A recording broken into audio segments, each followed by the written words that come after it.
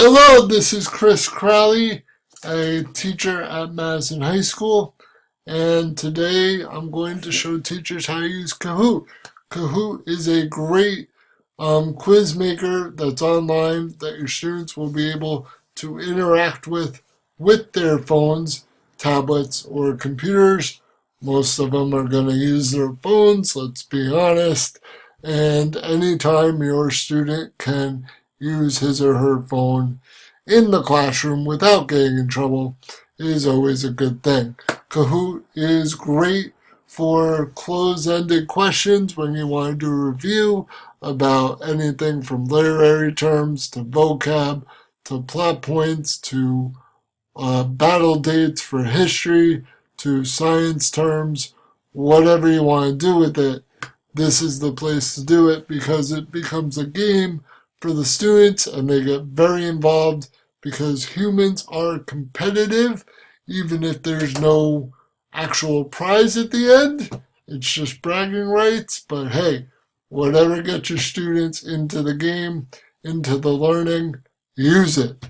Down here, you'll see create a free account. It really does take 30 seconds because they want you to get back to teaching and not filling out forms.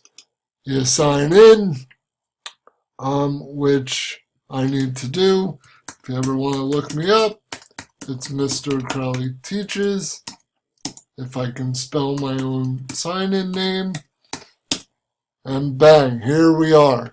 Up here, you'll see new to Kahoot, which is just a tutorial to go into all the other extra features that I'm not going to do. I'm just going to show you a basic quiz. Here are all the Kahoots I've created or you've created. Here are public Kahoots. You can type in whatever you want to find and it will bring up everything that other people are sharing for use. I don't like using other people's Kahoots only because I like how easy Kahoot is to make, and therefore I'd rather make my own because I can tailor it to my needs, my student needs. So I don't usually use a public one. Alright, so let's go back to that first screen and create a quiz. We're going to give it a name. Today, let's do a quiz on Beowulf, because why not? So here, you're going to have your quiz title, questions. Please note you only have 95 characters, including punctuation. For you Twitter users, this isn't going to be a problem. For everybody else, learn to be concise. You want your questions to have points. That's what gives it the competition. That's what the students are going to thrive on. Time limit, I wouldn't go below 30 seconds because student cell phones may lag time-wise due to their connection or the Wi-Fi in the building. So don't lock anybody out just over time. And then we'll just type in our questions here. Who is Beowulf? And in the bottom, we'll put in a few different answers. The hero, the king, the monster, the queen. Always gotta throw in the one not right. Obviously, he's our hero. Beowulf does become king, so you actually can have two separate correct answers if you want. And today, I'm actually going to put both answers as right. So once we have that, you're going to notice you're going to want a picture here. So let's find my Beowulf pictures from when I taught this.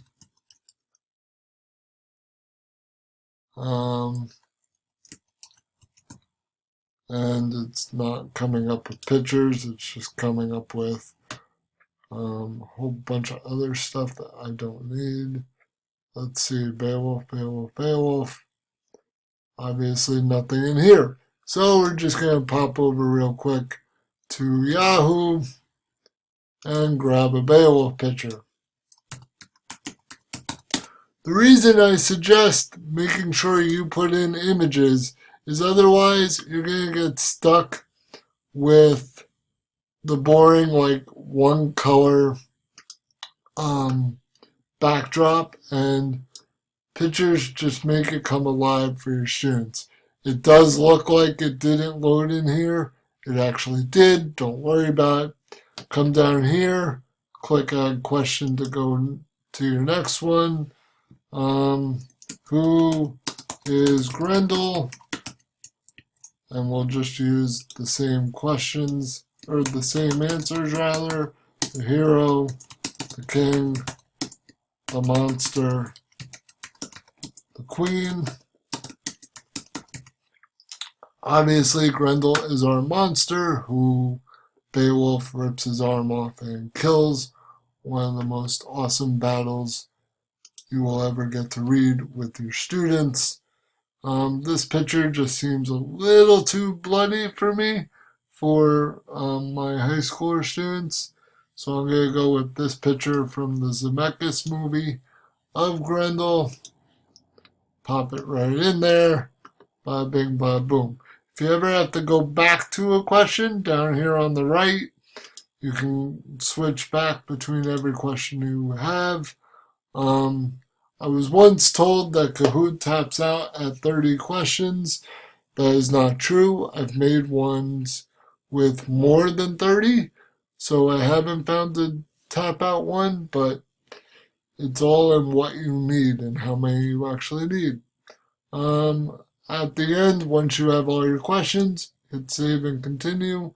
It's going to ask you to reorder it, which helps if sometimes you input them in a bad order, or you want to mix them up and not have it flow to get the students thinking more. However you want to roll. Save and continue again. You can choose to make it private for your use only. I just leave it open to public. Teachers are by nature sharers, so roll with it. I obviously work in a school. Description's going to be simple. Beowulf. I'll just tag it with Beowulf. Probably be the easiest way for people to find it. Save and continue. It's going to ask for a cover image. We'll use, I guess, just this title card. Looks kind of nice. Drop it in there. Hit done down here on the right. And remember, you can still edit your questions down here on the left. So don't feel that you're stuck. Hit done. I'm going to hit play now. You're going to ask your students to get their phones out or tablets. You'll launch it. Your students are going to go to Kahoot.it. No www, no nothing, just Kahoot.it on their phones. And as you see up here, there's a gaming pin, which they're going to type in once they get to Kahoot.it. And I'm just waiting for my cell phone to load here. I know you can't see that, but we'll just do a gaming pin. And right now it's 934408. 934408. They're going to hit enter.